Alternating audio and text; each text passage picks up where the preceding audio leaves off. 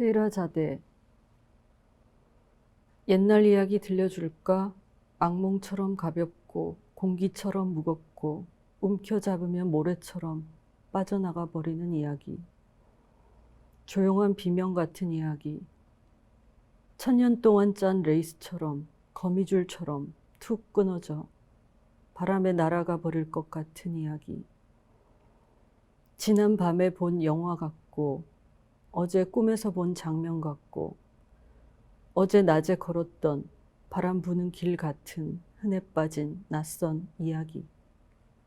당신 피부처럼 맑고 당신 눈동자처럼 검고 당신 입술처럼 붉고 당신처럼 한 번도 본 적 없는 이야기. 포르말린처럼 매혹적이고 저처럼 비릿하고 연탄가스처럼 죽여주는 이야기. 마지막 키스처럼 짜릿하고 오리 풀린 스웨터처럼 줄줄 새는 이야기. 집 나간 개처럼 비를 맞고 쫓겨난 개처럼 빗자루로 맞고 그래도 결국에는 집으로 돌아오는 개 같은 이야기. 당신이 마지막으로 했던 이야기, 매일 당신이 하는 이야기. 내가 죽을 때까지 죽은 당신이 매일 하는 그 이야기. 끝이 없는 이야기. 흔들리는 구름처럼 불안하고 물고기의 피처럼 뜨겁고 애인의 수염처럼 아름답고 귀를 막아도 들리는 이야기. 실험은 없고 실험 정신도 없고 실험이란 실험은 모두 거부하는 실험적인 이야기. 어느 날 문득 무언가 떠올린 당신이 노트에 적어 내려가는 이야기. 어젯밤 내가 들려준 이야기인 줄도 모르고 내일 밤 내가 당신 귀에 속삭일 이야기인 줄도 모르고. 밝은 미래. 자정 넘어 눈 쌓인 길을 걸어 집으로 가는 남자. 인적 없는 밤길. 둘의 하나는 고장난 가로등. 갸우뚱했지만 남자는 발이 푹푹 빠져들어가는 눈길을 겨우 헤치고 나아간다. 어디선가 살아있는 것이 낑낑거리는 소리를 들었지. 눈 속에 파묻힌 개를 끌어올려 품에 안고 작은 개야, 오늘 밤은 나와 함께 가자. 다시 컴컴한 어둠 속에서 길을 찾아 집으로 돌아가는 것이었다. 그 장면을 보던 나는 알아버렸지. 아, 나는 아직 태어나지 않았구나. 저들은 아주 행복해 보였고 그것은 오래전에 먼 일이었으나 가능하다면 미래의 길. 나는 그들의 뒷모습이 사라질 때까지 지켜보았다. 코스트. 여자가 얼음을 깨고 빨래를 하고 있었다. 큰 강이었는데 지금은 온통 하얀 빙판이었다. 옷을 여러 개 겹쳐 입은 여자가 얼음물에 옷가지를 헹구고 있었다. 시퍼렇게 부은 손을 간혹 입가에 대고 녹이며 눈보라와 사나운 부풍이 여자의 얼굴을 마구 쓸고 지나갔다. 빨래통에 수북이 담긴 옷가지는 시간이 지나도 줄지 않고. 이상한 일이네. 여자는 생각했지만 너무 추웠다. 해가 지기 전에 빨래를 끝내야만 해. 서둘러 헹구고 또 방망이질을 했다. 쌓아둔 빨래는 그대로 얼었다. 저 무거운 얼음들을 들고 집으로 갈 수 있을까? 여자는 멈췄다. 손과 발이 얼어붙어 더 이상 움직일 수 없었다. 누가 내게 빨래를 시켰지? 누가 내게 이 혹한의 날씨에 빨래통을 내밀었지? 이 빨래를 다 해야만 집으로 돌아갈 수 있다고 누가 내게 말했지? 여자는 자신이 입은 낡고 더러운 옷을 내려다봤다. 그리고 고개 돌려 마을을 바라봤다. 산과 들판 마을까지 모두 내내 흰 눈으로 덮여 있었다. 아무도 없는 듯 고요했다. 그때 멀리서 누가 등불을 들고 빙판 위를 걸어오고 있었다. 이상한 일이네. 한낮인데도 등불이 저렇게 환히 보이다니. 등불을 보는 것만으로도 약간의 온기가 느껴졌다. 여자는 한동안 꼼짝도 않고 등불을 바라보았다. 등불은 여자를 향해 오고 있었는데 너무 더뎌 결코 오지 않을 것처럼 느껴졌다. 손을 흔들려는 순간 여자는 자신이 얼음이 된 것을 알았다. 곧 머릿속까지 얼음이 차오를 것 같았다. 여자의 눈물이 순식간에 고드름처럼 매달렸다. 이 강은, 이 빙판은, 끝나지 않는 겨울과 빨래는 언제부터 시작된 것일까? 여자는 안간힘을 다해 얼음이 된 몸을 움직여 물속으로 뛰어들었다. 온통 휘고 차고 끝나지 않는 이 겨울을 끝낼 방법은 그것뿐인 것 같았다. 녹을지도 모른다 생각했다. Hola, mi nombre es Luis Eduardo García y voy a leer algunos poemas para ustedes. El ataque de los gnomos. Fue en febrero de 2030. 2 personas entraron por la noche al cementerio oeste de Amherst y exhumaron los restos de Emily Dickinson. La noticia se difundió rápidamente en los medios. Al principio se temió que los perpetradores del crimen tuvieran propósitos rituales. Circuló también una versión macabra en la que se hablaba de una pandilla de necrófilos. Al final todo resultó ser obra de la doctora Linda Harris y del doctor Grant Jackson, expertos en genética molecular de la Universidad de Harvard y grandes admiradores de la poeta. Nuestro sueño siempre fue traer de vuelta la sensibilidad poética más singular que haya existido, dijo Harris en el juzgado. El estado de Massachusetts se hizo cargo del clon a partir de agosto del 2032. Para garantizar que crecería en las condiciones más normales posibles, fue dado en adopción 6 meses más tarde. Emily fue criada amorosamente por Michael Miller y Ann Kelly en un ambiente poco religioso. Su actividad favorita en el mundo era tocar el piano. Se casó a los 31 años con una chica llamada Debbie. Murió de cáncer a los 72. La poesía nunca le interesó en absoluto. Lo que queda de la poesía. Estudio realizado por investigadores de la Universidad de Iowa.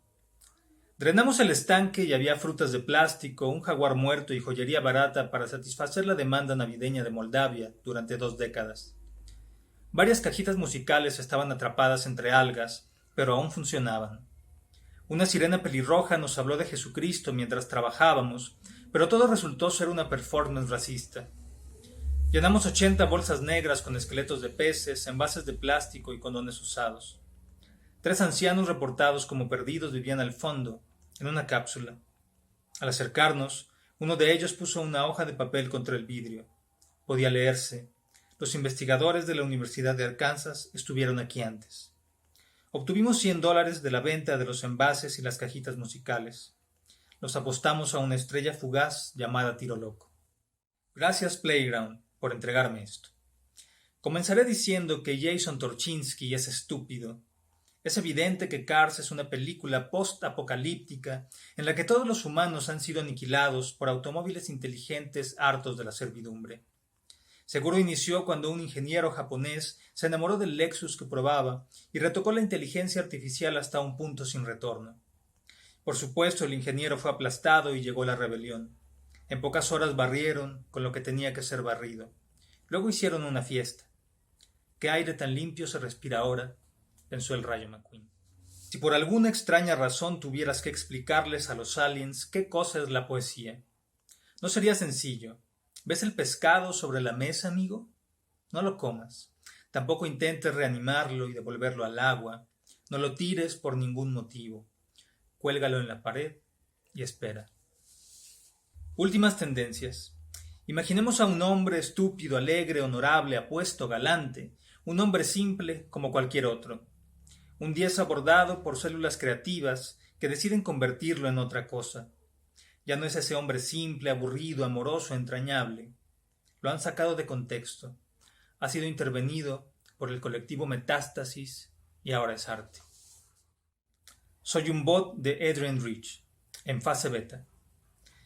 Imagina que quieres escribir un poema sobre una mujer que entreteje el cabello de otra mujer. Mejor sería que supieras si las mujeres del poema podrían respirar y permanecer unidas o si sus cuerpos podrían pertenecerles realmente. El lenguaje puede pisarnos el cuello, puede ocultarnos en sitios estrechos. La tentación de ilustrarlo es muy grande, pero ¿existe un impulso interior o algo nos controla a distancia? ¿Te darías cuenta si ambas mujeres quisieran escapar? ¿Te darías cuenta si perdieras todo rastro de filo? Tienes que saber esas cosas. 하염없는 공책. 하염없는 공책 한 마리 갖고 싶어. 끝장이 없는 것. 끝장이 없는 것. 몸을 덮을 수 있는 공책이라면 좋지. 무덤처럼 보이지 않는 덮개라면 괜찮아. 가장 좋은 건 미래가 없는 것. 시를 쓰면 시가 달아나는 나풀거리는 경첩이 달린 공책. 수수깡으로 사랑을 지은 두 마리 짐승이 부러지는 비애를 먹고 사는 곳. 알고 있는 얼굴 위로 빗금을 그으면 틀린 얼굴이 되는 잘생긴 글자들만 잡아먹히고 나만 아름다워지는 곳. 끝장이 없는 것. 끝장이 달아난 것. 당신 재산이 얼마요? 누가 물으면 달려가 공책을 들고 와야지. 통장처럼 공책을 내밀어야지. 쓸수록 가난해지는 진짜 공책이 내게 있어요. 히스테릭하게 자라는 나무를 뒤집어 쓰고 공책 안에 공책 안에 공책 안에 납작 눌린 어둠이 되겠어요. 말해야지. 창밖으로 음소들이 별처럼 뛰어내리고 정확하고 놀란 얼굴로 상처받은 문장이 사는 하염없는 공책 한 마리 갖고 싶어. 말릴 수 없는 것, 말릴 수 없는 것. 사랑이 직업인 사람이 백수가 되면 어떻게 되나요? 누가 물으면 돌멩이처럼 고요한 답이 뚝뚝 놓이는 곳. 영원과 풍차. 믿을 수 없는 일들이 일어나고 나니 밤이 왔습니다. 이불 밑으로 당신이 기어들어간 후 장례를 지냈지요. 무표정한 군인처럼 진군하는 날들. 나뭇잎의 뒷면 그 가느다란 인맥을 타고 4월의 하복부 그 아래 복숭아뼈 밑 까만 점 그 아래 작은 문을 열고 들어갔습니다. 그곳에서 할 일은 손톱만큼 작은 풍차를 돌리고 돌리기, 앉아있기, 앉은 채로 붕붕 떠있기, 이동하지 않고 한자리에서 부유하기, 돌리고 돌리기. 가만 손끝으로 작은 풍차를 돌리면 당신은 내가 그저 손가락을 까딱까딱 움직일 뿐이라고 생각하겠지만 영원이라면요? 영원히 풍차라면요? 밤에는 밤이, 낮에는 낮이 차례로 오고 당분간 이곳에 머무르기로 합니다. 돌리고 돌리기.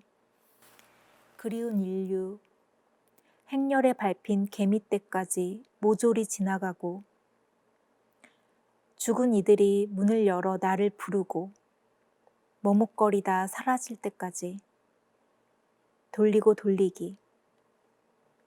잊기로 할까?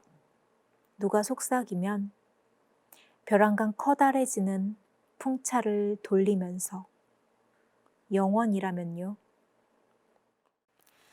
음악의 부침, 낙원 악기상가를 떠도는 시인 루시에게 흰 구두를 신고 휘파람으로 낡아가는 저기 루시가 걸어간다. 루시, 루시!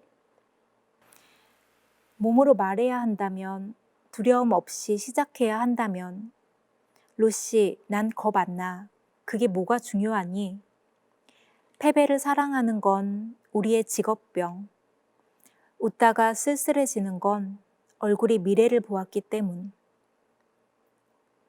아주 커다란 원을 그리다 지치고 싶다.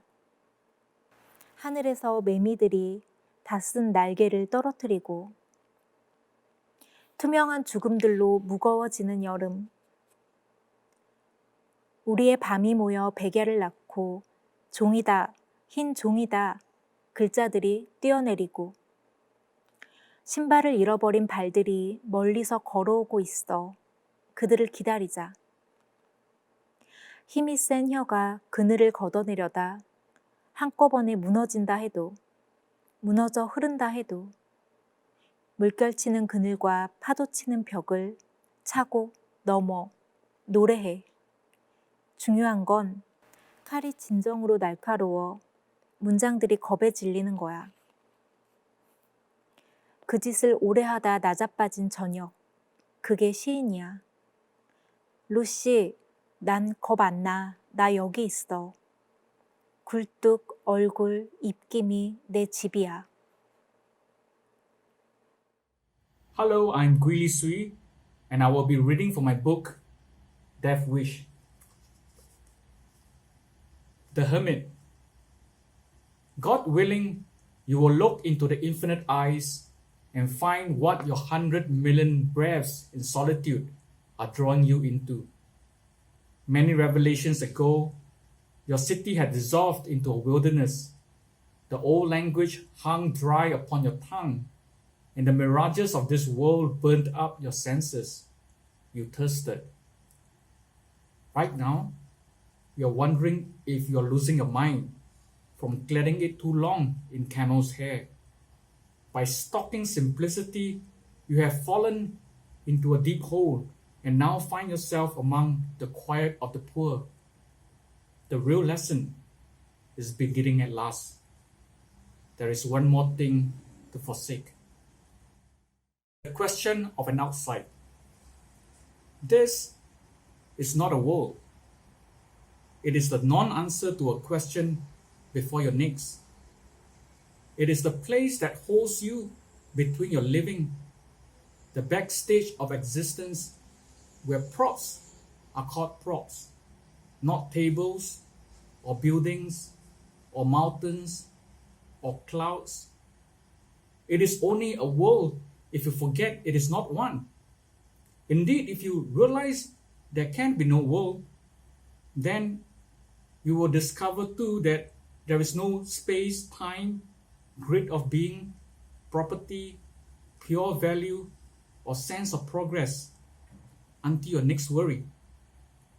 When that happens, the forms come rushing back like tea into an empty cup, lines into an actor. This is truly how the world restarts itself forever, but seems without end. Even oldness is a new idea every day. Beware the memoirist. In me is another writer, an archivist of my life, whose skills were taught by me during my years of generous folly.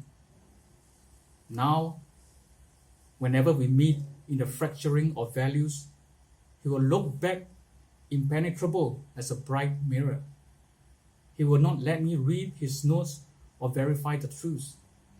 But I know, perhaps we both do, what he was plotting to do. One day, he will begin his abuse because he wishes to retire. One day, he will kill us both. Ecce homo. These are the ways of men with clenched hearts, empty but tight. We aim to hit your souls with stones.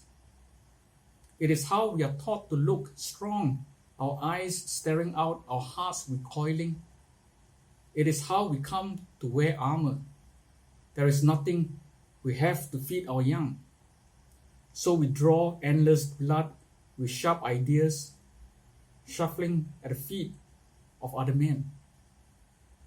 But Dawn is a woman.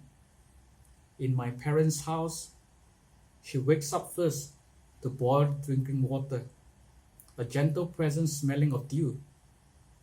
She arrives first at the grave, and she arrives again, and then a third time. She is the diurnal creature of hope, a face open to the sleeping day, willing to trust, needing the fist of no man's ego, lesser still, a hardened idea. The Book of Life. In the last hour of this night in the world, there will be no loud crack, because we will have learned that nothing is ever broken. This built universe is not a lack, not a soul we set ourselves to lick away on all fours like a beast. It is not unable to reanimate us the way good wine brought out late renews a feast. In this last hour, we will yet learn to love the good bounce in a ball, the space between people, every child with an old face, all the ways to feel about leaf fall. What the world is a book in a room in need of a reader. Its brown pages have not begun to see the consciousness that joins our senses to another. Thank you for listening. 화토불. 나무의 향기는 나무의 피냄새다. 나무는 왜 죽어서도 불이 되려 할까? 어째서 나무는 여름부터 봄까지 불을 피우려 하는 것일까? 무엇이 한사코 재가 되면서도 불을 피우게 하는 것일까? 불을 만들기 위해 나무는 더욱더 단단하고 견고하게 물을 감싸고 돈다. 나무는 물의 자식, 불의 어머니. 물로 만들어진 불의 함성을 들으면서 나는 재로 허물어질 사람들을 생각한다. 재 속에 감추어진 한 줌 불을 지키기 위해 추운 겨울에도 나무를 키우는 사람들을 생각한다.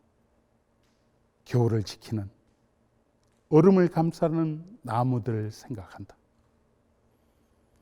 가슴 속 옹이로 남은 상처를 해체 이후의 옹벽처럼 눈부시게 다스리는 사람들. 몸에서 나는 가장 숭고한 향기, 땀과 피를 온 세상에 피어올리는 낮은 사람들을 생각한다. 나무는 죽으면서도 따뜻한 피의 향기를 남긴다. 가장 가벼운 잠 속에서도 시스는 일보다 등짐지는 모습이 더 많아 밤새 꿈이 끙끙 앓는다. 어제는 어려운 영화실에서 세구의 시체가 통곡 속에 실려 나갔고 산부인과에선 5명의 아기가 태어났다. 햇발 많이 받고 잎이 넓어지는 만큼 생의 그늘은 깊어만 가는데 일생 동안 목수들이 저 나른 목재는 삶의 무게는 얼마나 될까? 겨우 자기 키만한 나무를 짊어지는 것으로 그들의 노동은 싱겁게 끝나고 만다.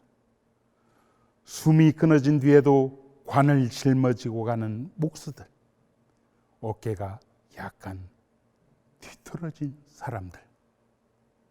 겨울밤, 허리까지 쌓인 눈이 굽이치는 달밤이면 나는 덕산 최성원 집 뒤안 왕대나무 가지에 반달곰 쓸개를 매달아 장안선 넘어 삼리 냇가까지 낚싯대를 던져놓고 매서운 바람에 파동을 기울여 듣고 있는데 큰 산맥 너울이 두어 번 아버지 코골이 소리에 뒤척이자 아름드리 참나무, 팽나무, 서나무 수초에 붙어있던 산갈치들이 은빛 지느러미를 번뜩이며 일제히 솟구쳐 오르다 미끼를 덥석 물고 깊이를 알 수 없는 구룡폭포 쪽으로 날아가는데 찌르르 허공이 한번 달빛에 휘청 걸려 넘어지는 것인데 오줌똥 지린 줄도 모르고 끌어당기는 사이 감나무 둥치 통째로 쓰러지고 고라니 멧돼지 혼비백산 달아나고 앞불사 직한 옆 마당에 파편처럼 뒹구는 새벽별 줄 끊어먹은 산갈치는 은하수 밑으로 아스라이 숨어버리고 달의 구멍 속에서 쏟아져 나온 피리 소리 온 들판에 낭자하다. كنت أظن أن هناك شرًا كثيرًا في العالم، فرغم أنني أكثر أصدقائي حنانًا، لم أرى وردة على مائدة إلا وطحنت طرفها بين الإبهام والسبابة لأتأكد أنها ليست من البلاستيك. مؤخرًا بدأت أشك في وجود الشر أصلًا، كأن الأذى كله يكون قد حدث بالفعل في اللحظة التي نتأكد فيها أن الكائنات التي أدميناها كانت حقيقية. احتفال. وقع خيط القصة في الأرض، فنزلت على ركبتي أبحث عنه. كان هناك ذلك الاحتفال الوطني، ولم أرى إلا الأحذية المستوردة والبيادات. على مقعد في قطار قالت لي أفغانية لم ترى أفغانستان: الانتصار ممكن. تمنيت يومها لو سألتها: هل هذه نبوءة؟ بدت تهتهتي بالفارسية كأنها خارجة من كتاب المبتدئين، وهي كأنها تلتقطها من خزانة ملابس قتل صاحبها في حريق. لنفرض أن الشعب وصل عن بكرة أبيه إلى الميدان، أن الشعب ليس كلمة قبيحة، كما أن لا أحد يعرف ما معنى بكرة أبيه.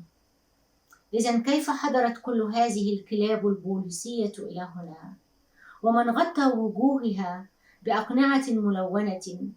الأهم من ذلك، أين سقط الخيط الذي يفصل بين الأعلام والملابس الداخلية، بين الأناشيد والنشيد، بين الله وكائناته التي تمشي على الأرض لتدفع الضرائب؟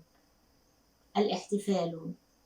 كأنني لم أنطق هذه الكلمة من قبل، كأنها خرجت لتوها من قاموس إغريقي، حيث رجع أهالي سبارتا منتصرين إلى سبارتا، ولم يجف دم الفرس على التروس والرماح.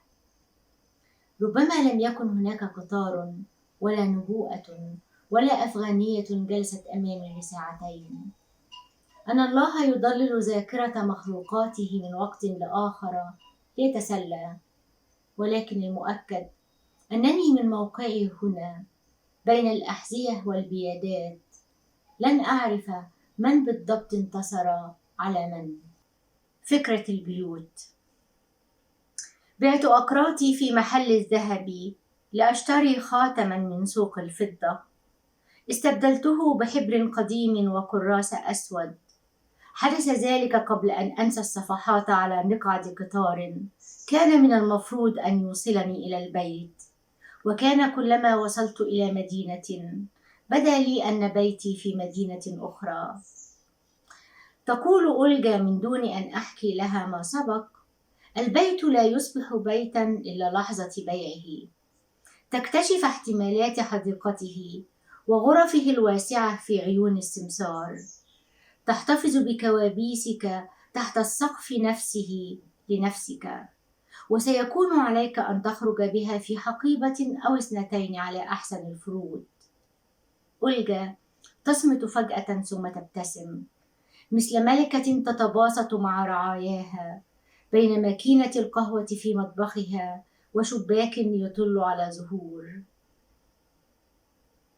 زوج أولجا لم يرى مشهد الملكة، وربما لهذا لا يزال يظن أن البيت هو الصديق الوفي عندما يصبح أعمى. أركانه تحفظ خطواته، وسلماته ستحميه برحمتها من السقوط في العتمة. أبحث عن مفتاح يضيع دائما في قعر الحقيبة، حيث لا تراني أولجا ولا زوجها، حيث أتدرب في الحقيقة حتى أتخلى عن فكرة البيوت. كل مرة تعود إليه وتراب العالم على أطراف أصابعك. تحشر ما استطعت حمله في خزائنه، مع ذلك ترفض أن تعرف البيت بأنه مستقبل الكراكيب، حيث أشياء ميتة كانت قد بدت في لحظة ما تفاوضا مع الأمل. ليكن البيت هو المكان الذي لا تلاحظ البتة إضاءته السيئة، جدار تتسع شروخه حتى تظنها يوما بديلا للأبواب.